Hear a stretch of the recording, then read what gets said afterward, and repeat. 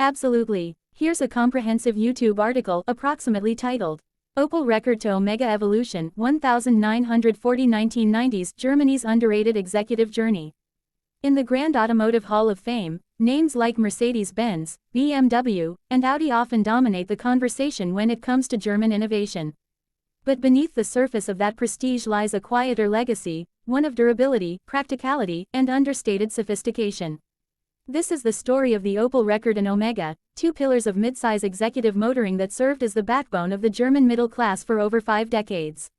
Let's explore the evolution of these iconic models, from post-war practicality to executive ambition, and how Opel built a legacy of accessible excellence on 4 wheels. Wrench the beginnings 1940s wartime and post-war resilience. Opel's automotive heritage began long before World War II, but by the 1940s, production was heavily impacted by the war.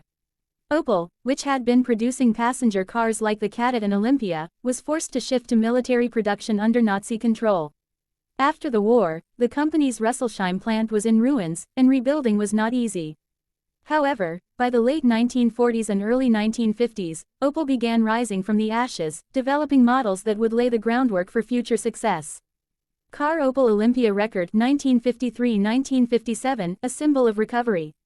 The Rekord name officially began with the Opel Olympia Rekord in 1953. Based on the original Olympia model, it combined modest styling with a solid 4-cylinder engine, a front-engine rear-wheel drive layout, and simple engineering that made it dependable and easy to maintain. It wasn't flashy, but in post-war Germany, it was exactly what the public needed: reliable, affordable transportation. The Olympia Rekord quickly became one of Germany's best-selling cars, helping re-establish Opel as a major player in the automotive market. Repeat button. The Rekord evolves 1957 to 1977. With each generation, the Rekord grew in size, style, and capability. Opel began to push the boundaries of what a midsize sedan could offer, often ahead of its time in comfort and design. Rekord P1 1957-1960. The P stood for Panorama, referring to its wraparound windshield and American-inspired styling. Chrome details and two-tone paint options reflected Opel's desire to mirror Chevrolet's success in the U.S. It was stylish, efficient, and massively popular. Rekord P2 1960-1963. It carried a more refined design, smoothed out body lines, and increased engine options. Sales stayed strong, and the Rekord became a familiar face across West Germany and beyond.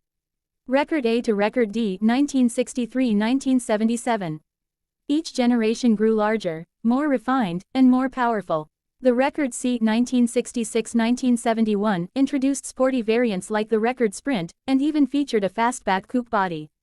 By the Rekord D 1972-1977, the car had evolved into a proper executive sedan, often compared favorably to more expensive BMW 5 Series rivals of the time.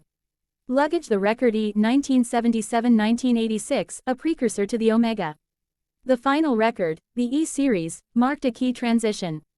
It featured more squared-off styling, improved aerodynamics, and better engines, including 4-cylinder and 6-cylinder options. It became one of Opel's most exported models and was rebadged in other markets as the Vauxhall Carlton, Chevrolet Opala, and even as Holden Commodore in Australia. By this point, Opel was seriously challenging established luxury brands with a car that could offer executive comfort at a more reasonable price. But as the 1980s approached, Opel was preparing for a fresh nameplate that would carry them into a more luxurious and high-tech era. Rocket. The Opel Omega 1986-1993, the executive revolution. In 1986, Opel retired the Rekord badge and launched a bold new model, the Opel Omega A. Sleek, aerodynamic, and technically advanced, the Omega was a significant leap forward. Designed to compete with the likes of the Mercedes E-Class and BMW 5 Series, the Omega offered many features that rivaled, and sometimes exceeded, what its premium competitors delivered. Light bulb highlights of the Omega A. Wind-cheating design with a drag coefficient of 0.28, a record for its class. Comfortable interior with premium touches. Powerful engine options, including straight-six and even turbo diesel. Advanced electronics for the time, including ABS and digital dashboards in higher trims. The Omega was named European Car of the Year in 1987. It proved Opel could play in the executive segment without losing its working-class roots. Wrench. Omega variants and performance. The Omega also served as a canvas for performance innovation. Opel, under GM's global umbrella, used the platform in creative ways.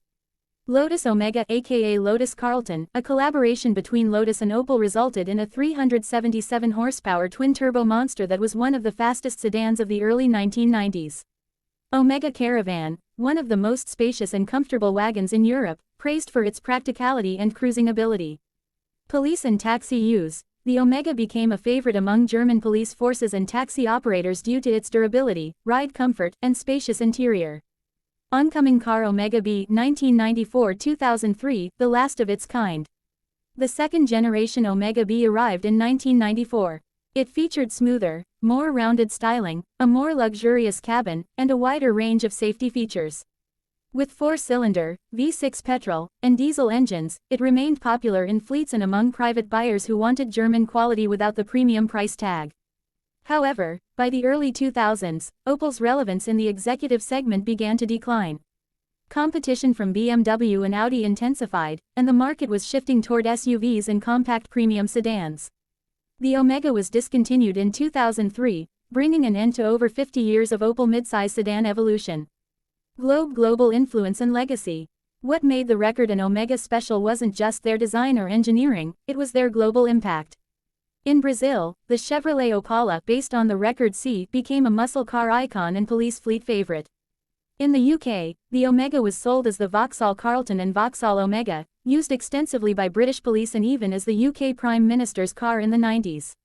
In Australia, the Rekord's lineage inspired the early Holden Commodores, cars that would go on to define an entire era of Aussie performance. Even the US took notice. GM experimented with the platform under the Cadillac Catera, although it didn't achieve the success Opel enjoyed in Europe. Checkered flag: why the Rekord and Omega still matter. Today, both the Opel Rekord and Omega have become cult classics. Enthusiasts appreciate their clean, timeless design, strong reliability and simple mechanics. Underrated driving dynamics. Value as executive cars without the badge snobbery. In many ways, they represent a forgotten era of German engineering, where comfort, performance, and affordability were balanced in a way that modern cars often forget. Classic car communities now celebrate these models for their sleeper status and tuning potential. You'll find Rekords at car shows next to VW Golfs and E30 BMWs, holding their own as symbols of automotive heritage. End conclusion. Rekord to Omega, a legacy of quiet excellence.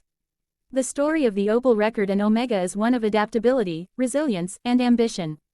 They may not have the high-profile reputation of a BMW or Mercedes, but they earned their place in history through honest engineering, global appeal, and sheer utility. From humble post-war beginnings to high-tech executive cruisers, these cars showcased what Opel could do when it followed its instincts, practicality, innovation, and real-world value. Today, their legacy lives on in the memories of those who drove them, restored them, and still admire them as the unsung heroes of German motoring history. Would you like a matching YouTube title and SEO description with hashtags next?